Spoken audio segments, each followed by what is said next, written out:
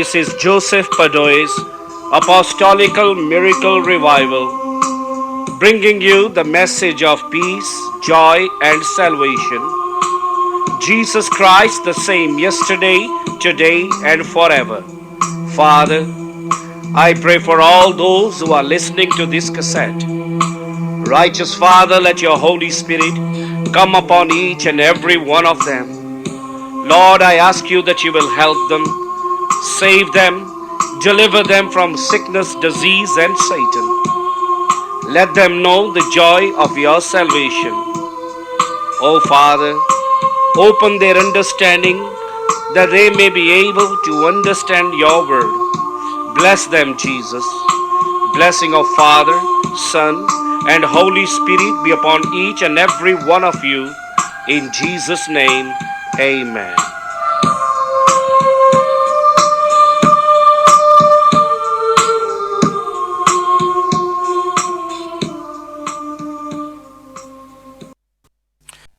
Chapter 5 of Exodus. Last week we read when Moses and Aaron went to the elders of the Jews. All the Jews were happy that God has sent Moses to deliver them. They were happy that God has looked upon their affliction. They were happy that God has sent deliverance for them. Now we read chapter 5. And afterward Moses and Aaron went in and told Pharaoh, Thus saith God of Israel, Let my people go, that they may hold a feast unto me in the wilderness. And when Moses is speaking to Pharaoh for the very first time, he's saying that this is what God of Israel is saying. Not Israel as a person, doesn't mean the God of Jacob, but Israel now as the people. Israel now as the country of God. Israel now the chosen and peculiar people of God. And when here God said for the very first time that God of Israel has sent, he was not talking about Jacob, but he was talking about the seed of Jacob, the nation of Israel, the people of Israel, who was personally chosen by God, called by God, and God himself revealed to these people. Now they are the people of God. They are the Israel of Almighty God. And here God is saying, Let my people go.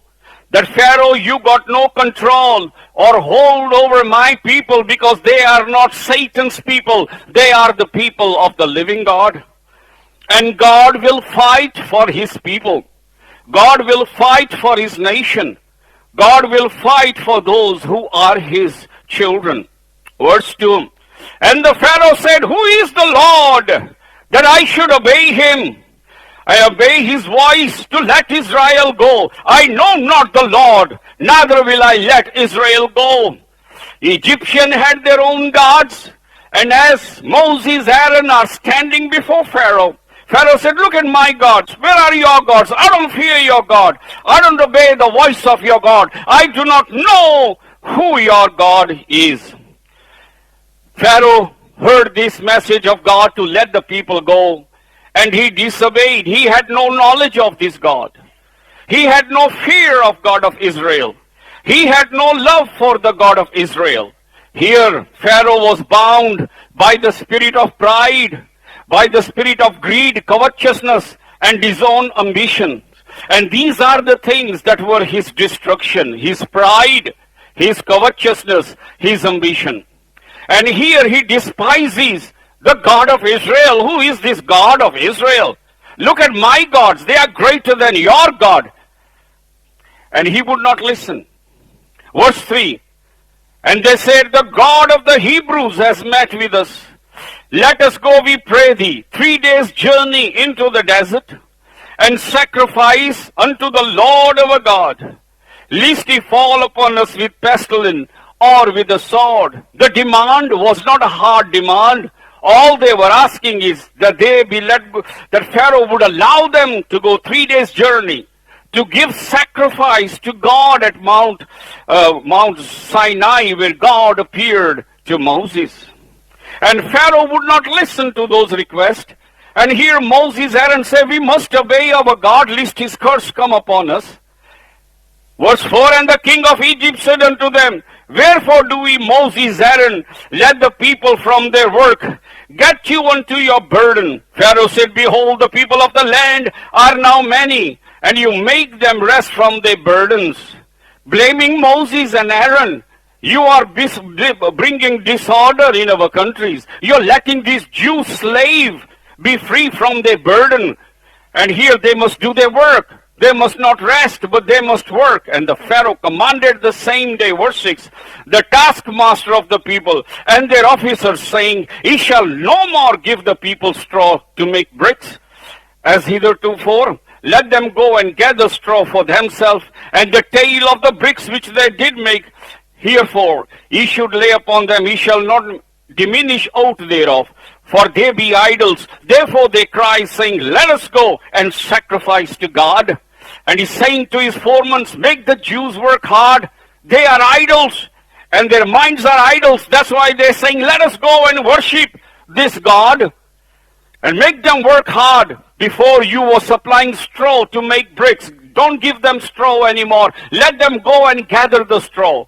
But I still want same amount of bricks every day as they made before when the straw was supplied. Now here we can see their situation goes worse. They was just happy last week when we read they were happy that God heard the prayer. God has looked upon their affliction. God has come down. God is going to set them free. Now the situation is even worse. Because you see, whatever God wants to do, devil can be sure always present there to try to spoil what God wants to do. He can stand in the way, but he cannot stop God's word coming to pass. And you see what happens is that when the good time comes on you, when God gives you peace, when God gives you a joy, you can be sure next day the devil will come to rob your joy or to spoil your joy. And you can be sure the devil will make sure you are so busy, and he will keep you so busy that you will not have time to communicate with your God or with your Creator. That's what the Pharaoh said, make them busy. They are idols. That's why they are thinking, going this 3 days journey, worship this strange God of the Hebrews. Make them work hard. Their minds are idle minds. Let them work double hard. Don't supply straw anymore. So they be tired, working day and night. They won't even think about going this 3 days journey. Verse 9, let them more work be laid upon men, that they may labor therein. Let them not regard vain words. And the taskmasters of the people went out, and their officers, and they spake to the people, saying, thus says Pharaoh, I will not give you straw. Go get you straw where you can find it, and yet not ought to your work be diminished. Foremen came, and they said to the Jewish slaves, this is the word of Pharaoh. We ain't going to give you straws anymore. You got to go and gather the straw. But we still want same amount of bricks per day as you used to make when the straw was supplied, which is impossible. So we read further up, and the officers of the children of Israel, verse 14, which Pharaoh the taskmaster set over them, were beaten and demanded, wherefore have ye not fulfilled your task in making both bricks yesterday and today and herefore? Then the officers of the children of Israel came and cried unto Pharaoh, saying, wherefore dealest thou thus with thy servant? There is no straw given unto your servants. And they said to us, make bricks, and behold, thy servants are beaten, but the fault is in thy own people. And Jews were beaten, their elders were beaten, because they could not produce same amount of bricks. And they went with a complaint to Pharaoh. And they said to Pharaoh, how can we make same amount of bricks? Because now the straw is not supplied. Half of our days is wasted just gathering the straw. But before straw was supplied and we could make that amount of bricks. That it is not our fault, it is your fault because you are not supplying us with the straw. 17, but he said, you are idols, you are idols. Therefore you are saying, let us go and do sacrifice to God. Go therefore now work, for there shall be no straw given to you, and yet shall you deliver the tale of bricks. And the officers of the children of Israel did see that they were in evil case, after it was said, Ye shall not minish out from your bricks of your daily task. And Pharaoh does not listen to them. He said, You are idle people. That's why you think these idle thoughts about going and worshipping this God. You must work hard. We are not going to give you straw. But we still want same amount of bricks per day as you used to produce when the straw was supplied. And the Jews knew they are in very bad case now. There's nothing that they can do. And you see, why was Pharaoh putting all that task upon the Jews to keep them busy, that they will not think about freedom? They will not think about leaving Egypt. They will not think about going to their God and worshipping him. And that's exactly what devil does. The moment devil sees that you are coming to Christ, the moment he sees that you are connecting with Christ, that you want to change your life, you can be sure that the devil will keep you so much busy in other things of the world that you will not have time to pray to this God. That is the reason the devil keeps you busy whole day. All day we are running here, we are running there.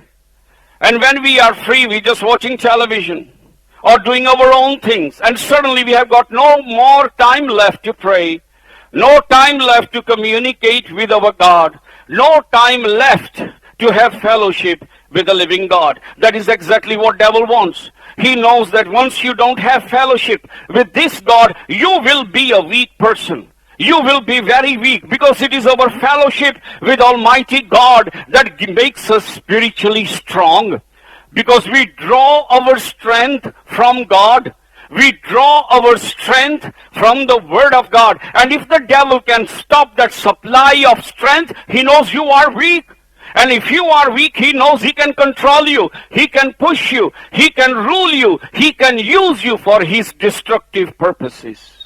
That is the reason devil does these things, to rob you of the fellowship with God, because it is our fellowship with God that makes us strong in God. Even when Jesus gave the parable in John chapter 15, he said, I am the vine and you are the branches.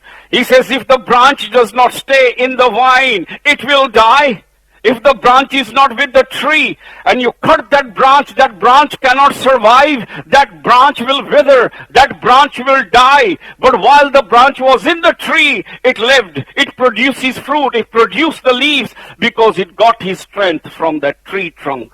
And the tree got the strength from the roots, and the nutrition which is in the earth was supplied to the branches. But if that supply is cut, you will die. You can come to church, you can do what you want, but spiritually, you'll be dead. You'll be like that branch that has cut from the tree of life. And without Jesus and me, you cannot do nothing. And that's exactly what devil does. That's why always Satan will give you excuses not to pray, not to have fellowship with God. He will say to you, well, you are busy. God understands you are busy.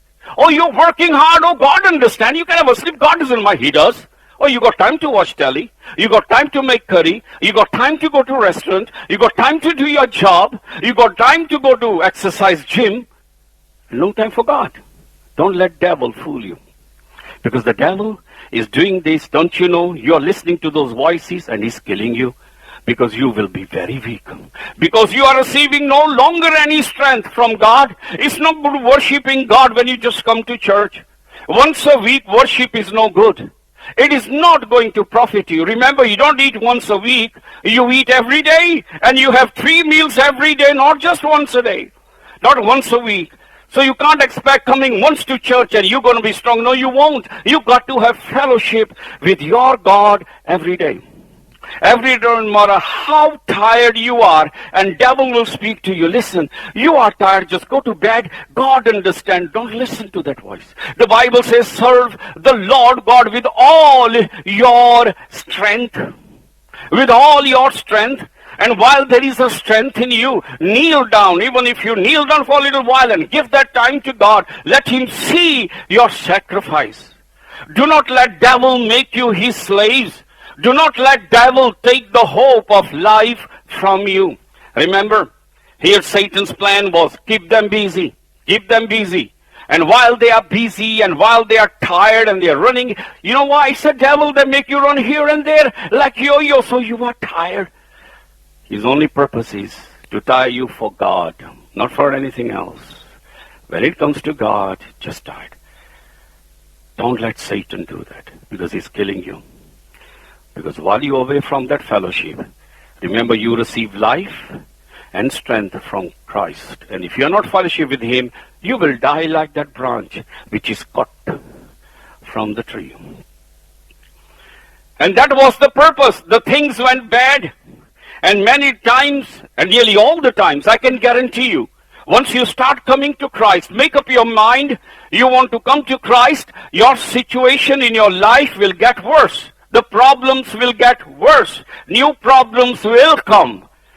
You will have heartaches. All these things devil will do. And he will use people all around you to trouble you.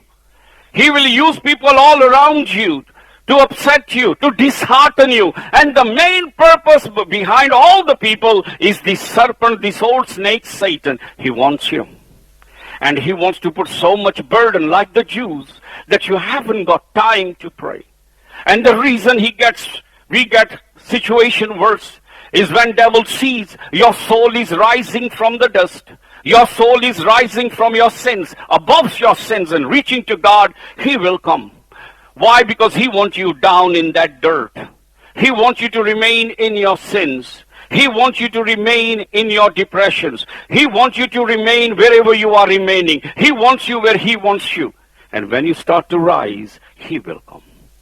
And when the Jews started to rise, the Pharaoh came with a...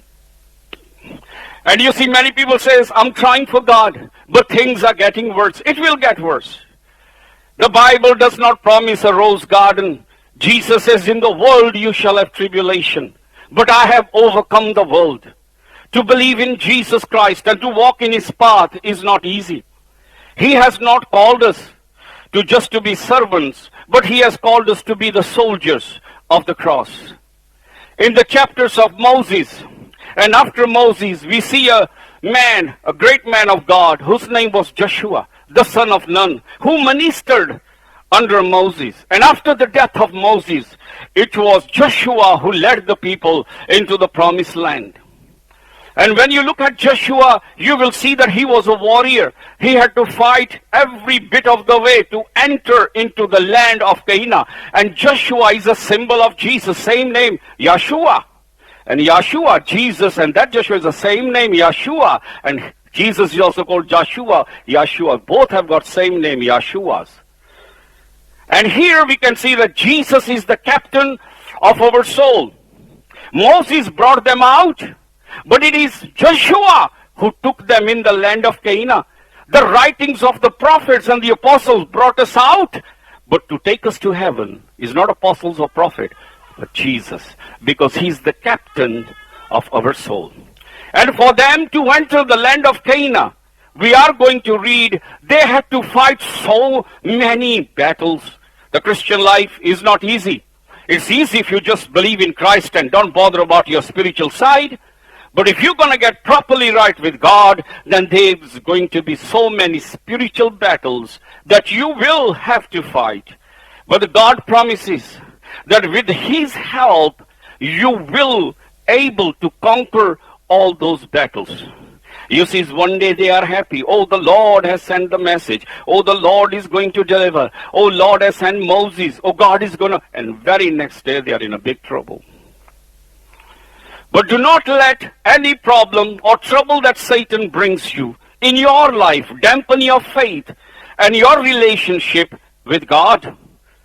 No matter how much problem comes, we have so many problems, but we still eat every day. No matter how much heartache we have, we still have 3 meals a day. No matter how much pain we are, we still eat 3 times. So why, when the pain and heartache come, you drift away from God? Because he's the one giving you living food. You need that food, my friend, to go through trouble. So no matter how bad trouble it is, even if devil is setting your heart against God, that's the first thing devil will do, is to make you go against God. Blame God. God, what kind of God are you? I'm trying my best here, and all you are letting come is problem and problem. That is the first step he'll do. Grumble against God, speak against God, so your relationship with God is no longer at peace. Realize what the enemy is doing. And that's what happens here. Let's read further up. Verse 20. And they met Moses and Aaron, who stood in the way as they come forth from Pharaoh. And they said unto him, The Lord look upon you, and judge, because you have made our savor to be abhorred in the eyes of Pharaoh, in the eyes of his servants, and put a sword in their hands to slay us. You see, started blaming God straight away. And they stood in the way to Moses and said, Listen, you made Pharaoh hated us. We are in worse situation than before. And Moses returned unto the Lord and said, Lord, wherefore have you so evil entreated the people? Why is it that you have sent me? God, why have you sent me? I mean, these people are not even listening to me. They're already grumbling. So that's what he does. Devil makes you tired, make you run here, make you run there, make you do all these things, and then slowly make you turn against God. Why is God letting this problem come? Why God is letting this problem happen? Why is this situation in my life? Friend, whether you are in God or not, while you are on this earth, you're going to have all these problems. Running away from God is not going to take away your problem. The problem's going to be here. Even Jesus said you're going to have a problem. He said in the world you're going to have tribulation. He never said you're never going to have a trouble. He said you are. But he said I have overcome the world. Now we cannot be greater than Jesus. And when we look at the ministry of Jesus, we see trouble after trouble after trouble in his life. How many times Pharisees and the religious leaders came against him? How many times they tried to kill him? How many times they tried to stone him? How many times they tried to capture him? Read what happens in those 3 years. He went through suffering. He went through fear. He went through all these things. It's not easy, but he overcome because he trusted his Father. So do not let there be excuse. Oh, I am busy, I didn't have time to do that, because that's a lie. When we say, God, I haven't got time to pray, I'm too tired, it's a lie.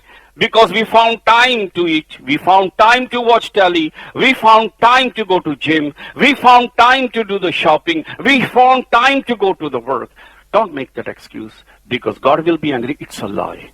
You're making an excuse, because you have time for every other thing. Most important thing in our life is God, who is able to save. And as you know, the days which are ahead are not pleasant days. Many evil times are coming. The Bible predicted the world is going to get worse and worse. Nobody's going to change that situation. No matter which politicians control the country, no matter who the prime ministers are, no matter what law they make, it doesn't make. The world is going to get worse. The Bible says that. Nothing is going to change. And we have seen how many politicians try to bring peace. They have not succeeded, because they cannot succeed. The book says days ahead are very evil days. We are living in troublesome time. The Bible says such a persecution, such a trouble will be on this earth like never before. Bible says people will live in fear, which is happening today. We can see all these things happening, my friend. We can see a very big fulfillment of God's prophecy. And here we can see that England coming out of Europe is also a fulfillment of prophecy. You see, the Bible says in the end, when the Antichrist, the small horn will rise.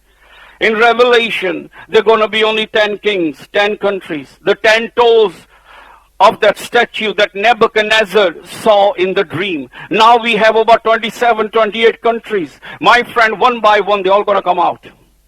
Till it's only 10 left by the time Antichrist comes. And even the politicians said on the television is going to now be a domino effect. Other countries are going to now pull out. They have to. Because when Antichrist comes, there ain't going to be 28, 27 countries. Just tell. So all we are seeing all around us is a fulfillment of God's prophecy.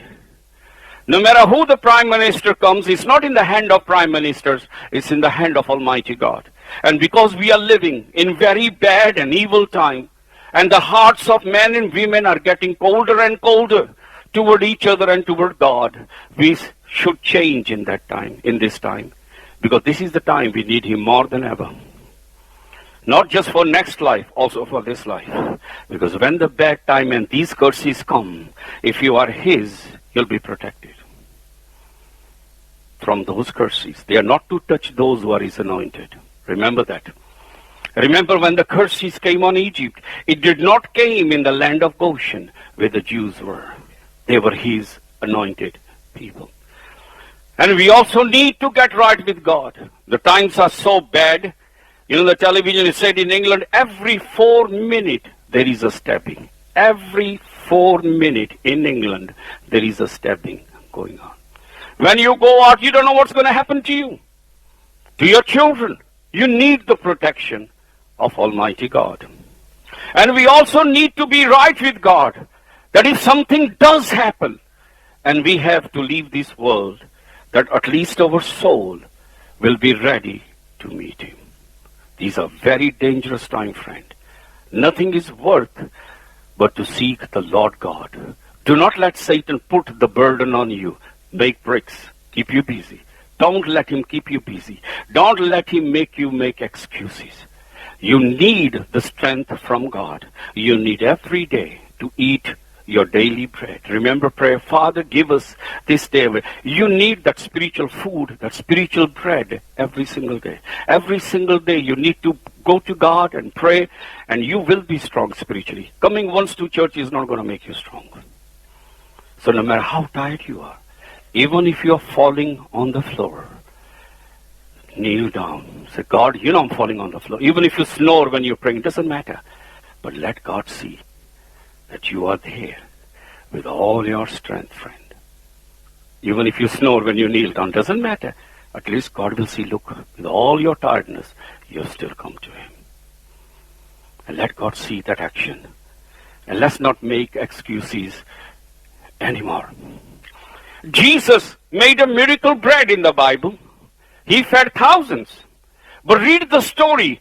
What was the situation that Jesus made bread, multiplied bread to feed the multitude? In one of occasion, you will see that He says to His disciples that these people been with me for 3 days. Now these people for 3 days did not eat food. There were children, there were women, and there were men. Look at the situation. 3 days, they ate nothing. And what Jesus said, we should give them to eat unless they go and faint. In other words, they are now so tired, they've been with Him 3 days. Day and night, their bodies are so tired that Jesus said they might faint. In other words, they are so tired. If they go to houses, they might not make it. They might faint halfway through. So He has to make a miracle bread to feed them. See those people, why they received that miracle? Because they worshipped Him till the very end when they were about to faint, having no food. For 3 days they were listening to His word. That's what God wants from you. So no more excuse, I am tired, I am busy. That's devil. That's what devil says, make them busy. Read this chapter, make them busy.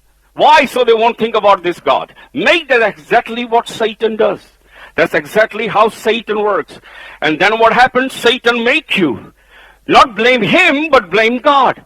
They say to Moses, our lives are more worse since you come. We are more under bondage than before since you come. Situation gets bad and devil wants you to blame God. Know one thing, never blame God. There are things we don't understand why it happens. But one thing can be sure, that's not God's wish for you to go through these things. But you're living in the world, you have to go through these things. 22. Moses returned unto the Lord and said, Lord, why have you so evil entreated these people? Why, God, you let all this evil happen to them?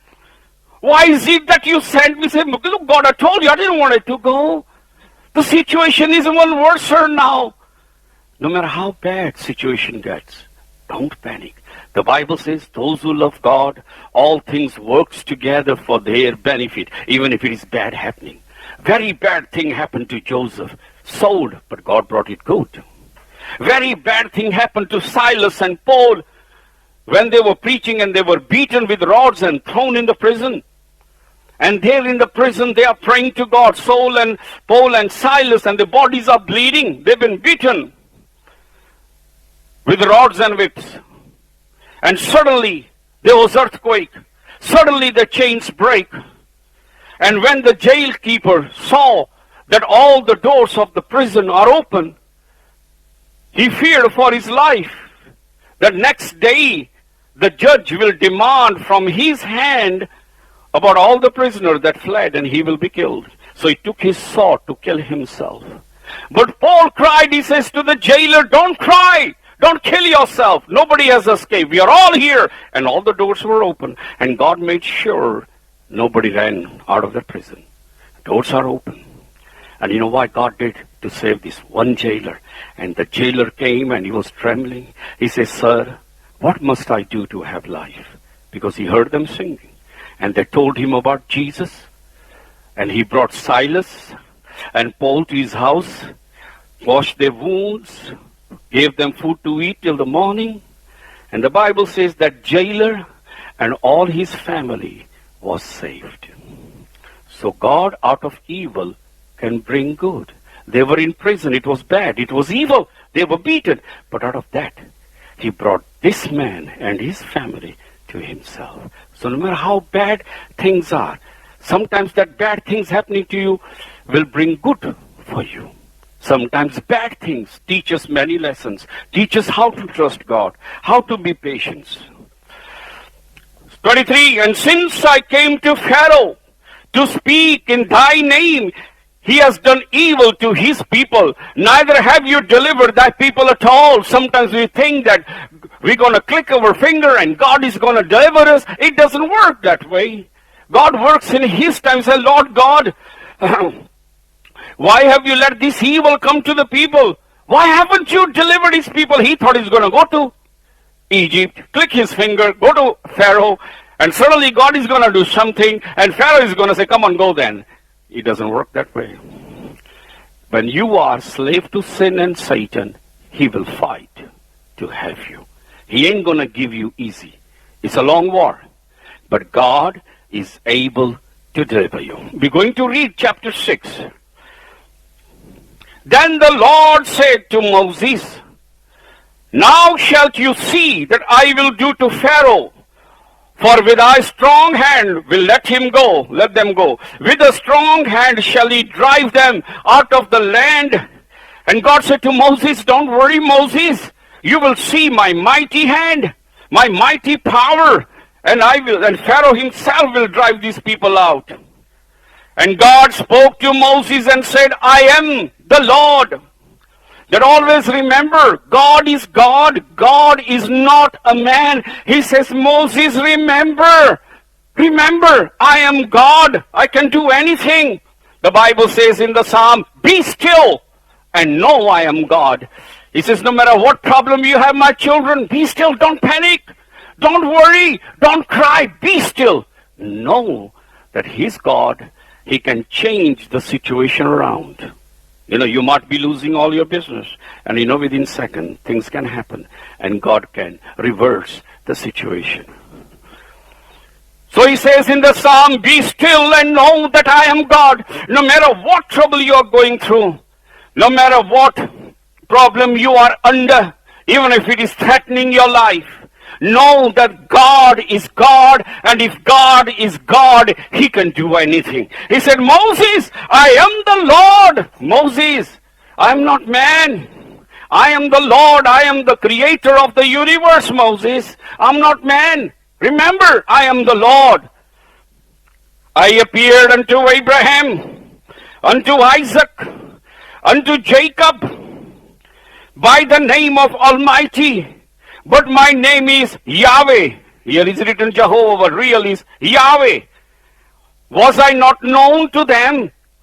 Your forefathers saw me. Abraham, Isaac, Jacob. They knew me. They knew me as Lord. And my name is Yahweh. Yahweh means I am the same yesterday, today, and forever. That's what Yahweh means. I am. I'm Yahweh. I exist in every time and dimension. And I have also established my covenant with them to give them the land of Canaan, the land of their pilgrimage, wherein they were strangers. And because I'm God, I am faithful to my word. I will perform my covenant which I made with your forefathers, because I don't lie. And the very land that they were stranger in, the land of Canaan, will one day be their country. 5, I have also heard the groaning of the children of Israel, whom the Egyptians keep in bondage. I have remembered my covenant. God is faithful. God does not forget, my friend, what he has promised. And God has not forgotten you. Many times we think, why so long and God hasn't come? Why I cried so long and God hasn't heard? Why so long I've been groaning in prayer and the Lord hasn't heard? My friend, the Lord hears you all the time. He says, I have heard their groaning. I know what they are going through. I know their trouble. I know their heartache. I know their tears. Remember, they were suffering from the hands of Egyptians. They were whipped and beaten. Not just that, their children were killed also.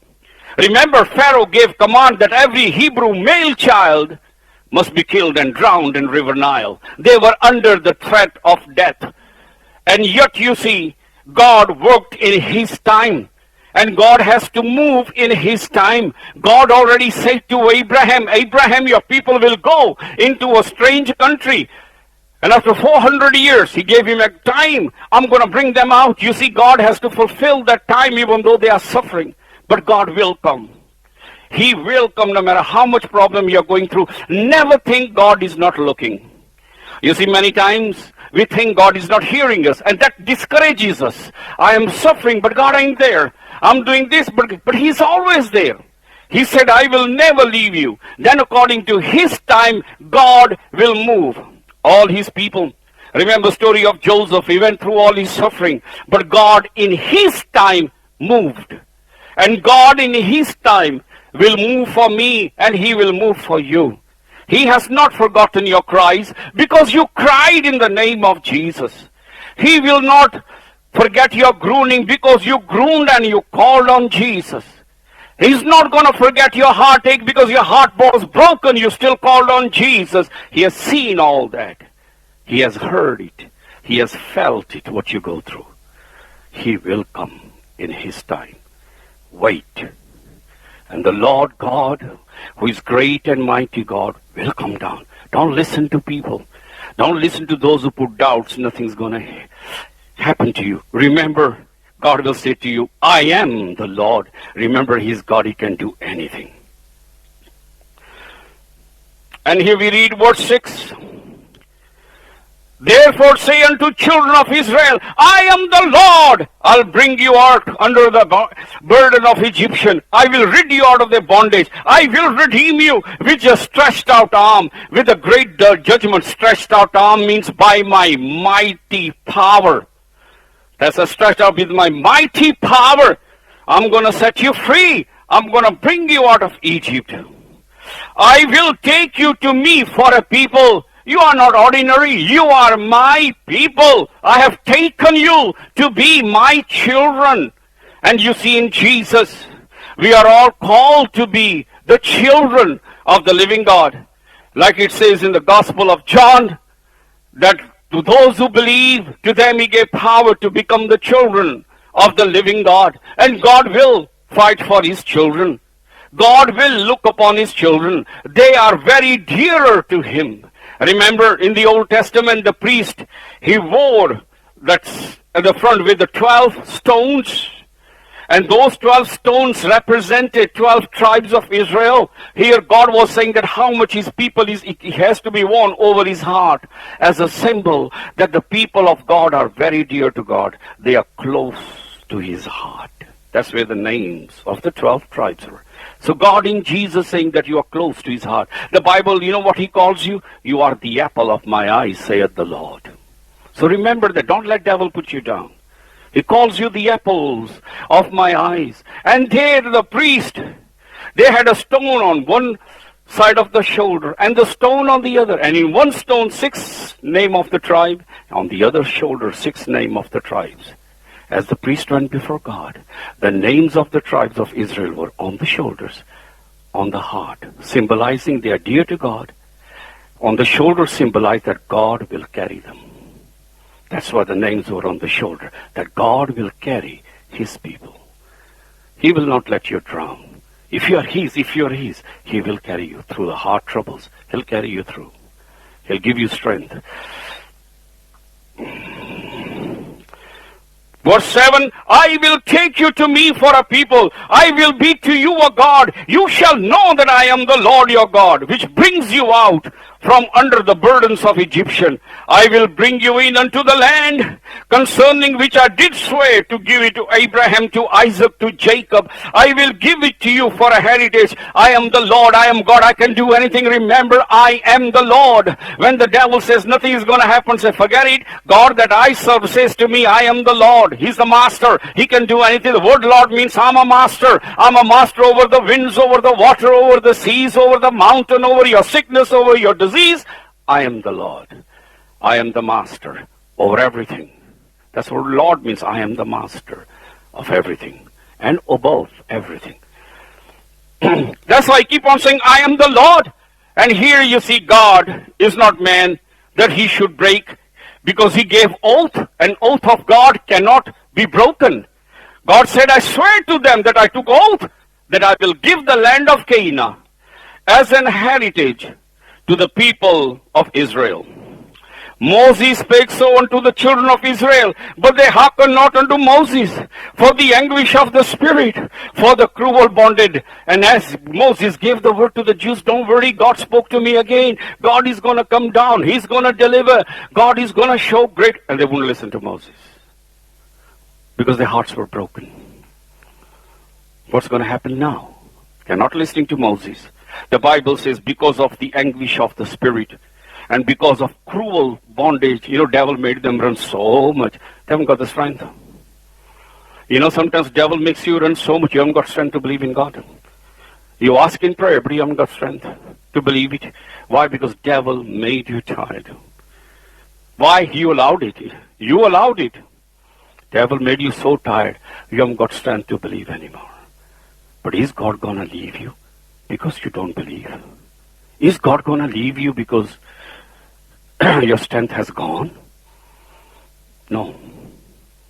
While in your soul there is still love for him, even little love, he will move. Even if you haven't got strength to pray. The Bible says we can deny God. God cannot deny himself. Is God going to break that promise with Abraham, Isaac, and Jacob, all because the Jews now don't want to listen to Moses anymore? No. He made an oath. He cannot do it. Whether they believe it or not. Because he cannot cancel that oath. 10 again. Verse 9 again. Moses spoke so unto the children of Israel, but they hearkened not to Moses. They didn't listen to Moses.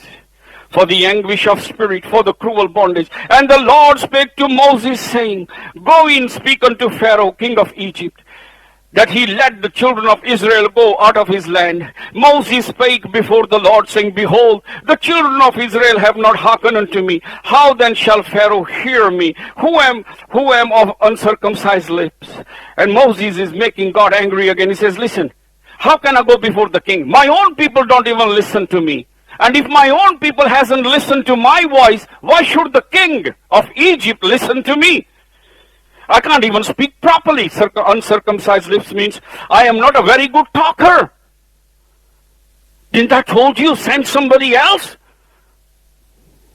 The Lord spoke to Moses and unto Aaron and gave them a charge. Here, listen, God this time ignores Moses. Last time God didn't. He was angry. Moses, who made your mouth? Bible says God was angry with Moses because Moses, I don't want to go, send somebody else. I'm not a good speaker. And God was angry and God rebuked Moses. And Moses, who made your mouth? But this time God is saying nothing. He's ignoring him. He said, let him speak. He got to do job. He gonna do it. And God actually ignores him.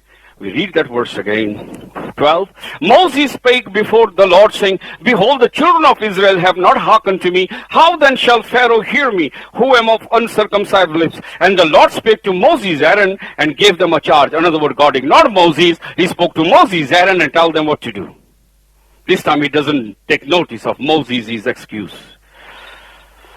And children, unto the Pharaoh the king of Egypt, to bring the children of Israel out of the land of Egypt. And these be the heads of their fathers. We are not going to read, these are all the Jewish people and their families, till we come to verse 26. These are that Aaron and Moses, to whom the Lord said, Bring out the children of Israel from the land of Egypt according to their armies. These are they which spake to Pharaoh the king of Egypt, to bring them out, the children of Israel, from Egypt. These are that Moses and Aaron. And it came to pass on the day when the Lord spake to Moses in the land of Egypt, that the Lord spake unto Moses, saying, I am the Lord. Speak unto Pharaoh, the king of Egypt, all that I say to you. And Moses said before the Lord, Behold, I am of uncircumcised lips. He's saying again, I'm not a good talker. How shall Pharaoh hearken to me? How shall Pharaoh listen to me? I can't even speak fluently, properly. Amen. So remember today's lesson, no matter how tired you are, you need bread every day. That's why we grow spiritually weak. Once a week food is not enough. You need everyday food. Amen. Our Father, who is in heaven, holy be your name, your kingdom come, your will be done, in earth as it is in heaven. Give us this day our daily bread, O Lord, and forgive all our sins, as we forgive those who have sinned against us. Let's not be led in temptation, O Lord, but deliver us from evil. For yours is the kingdom, the power, and glory, through Jesus our Lord. May the blessing of Jehovah, His Son Jesus Christ, the power of the Holy Spirit be on you. May God of Israel make His face to shine on you. May the Lord bless you in Jesus' name.